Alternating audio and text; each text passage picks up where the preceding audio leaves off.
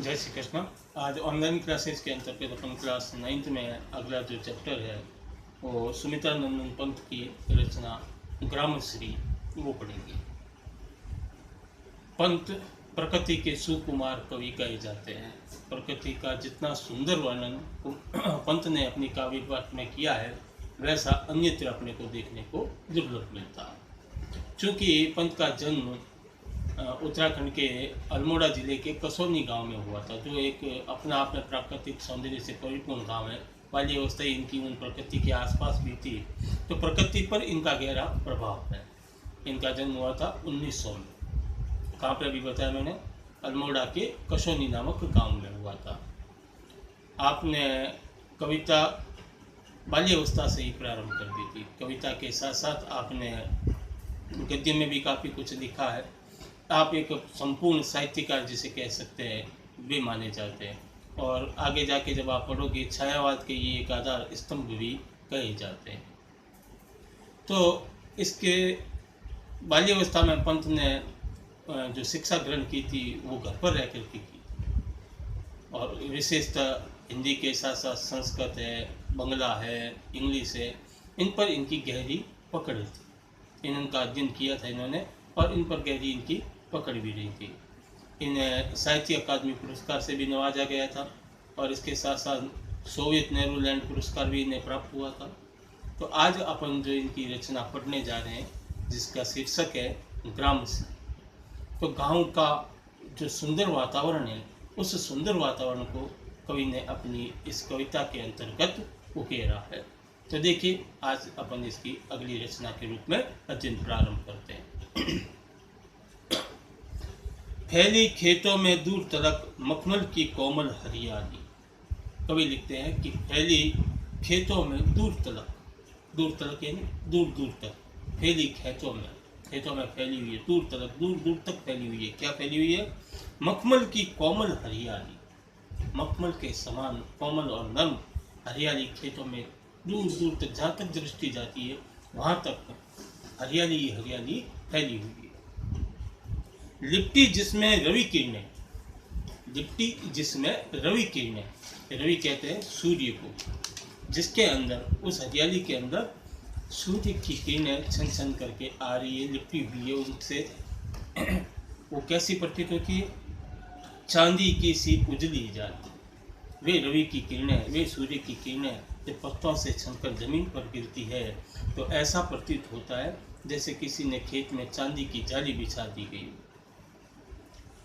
तिनके के हरे हरे तन पर, तिनके घास, तिनके के हरे हरे तन पर, हरे हरे शरीर पर यानी फूल पत्तों के ऊपर, घास के ऊपर, हरे हरी घास के ऊपर जब ये सूर्य का प्रकाश गिरता है तो क्या होता है?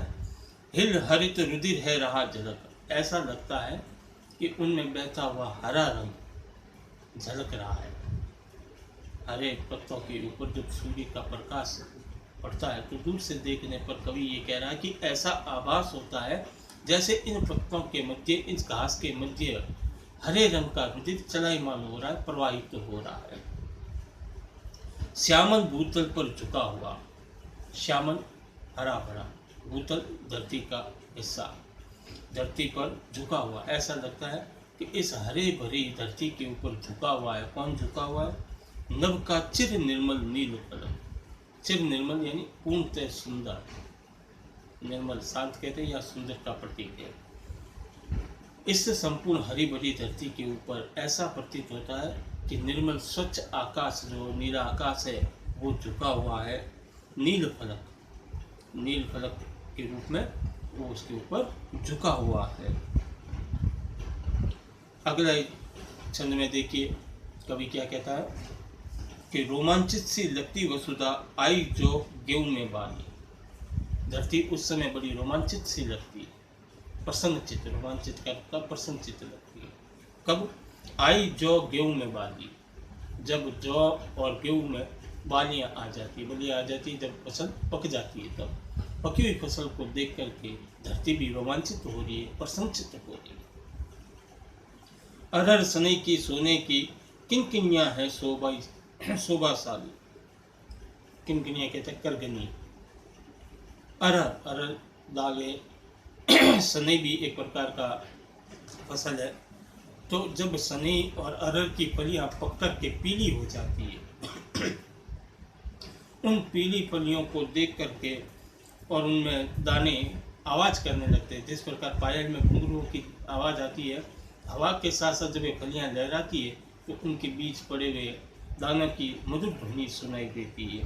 अरहर सनई की सोने की किनकिनियाँ हैं शोभाशाली, फूली सरसों पीली पीली, फूली और संगत बड़ी होगी। सरसों के फूल लगते हैं, देखिए आपने पीले रंग के होते हैं।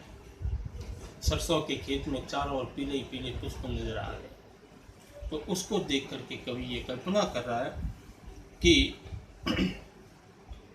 उड़ती भीनी तेलाक्त गंध, तेलाक्त तेल से युक्त या तेल जैसी गंध यानी महक, उड़ती भीनी तेलाक्त गंध। सरसों के खेत में जब जाते हैं तो ऐसा आभास होता है कि सरसों के तेल की खुशबू आ रही है, महक आ रही है।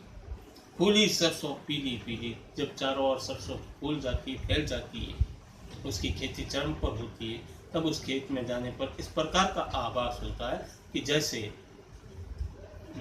संपूर्ण वातावरण में तेल की महक व्याप्त हो गई हो।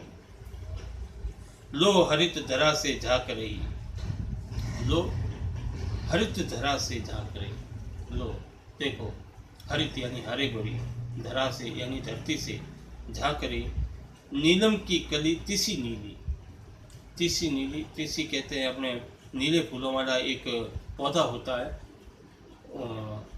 तो वे जब पौधे खिल करके बड़े हो जाते हैं, नीले रंग के पौधे, तो उन पर नीले रंग के जो पुष्प आते हैं, उन पुष्पों को देखकर कवि ये कल्पना कर रहा है कि नीलम की कली, नीलम एक प्रकार का धातु होता है, जैसे नीलम की कली उस हरी भरी वसुधा को देखने के लिए झांक रहा हो अथवा लालायित हो रहा हो।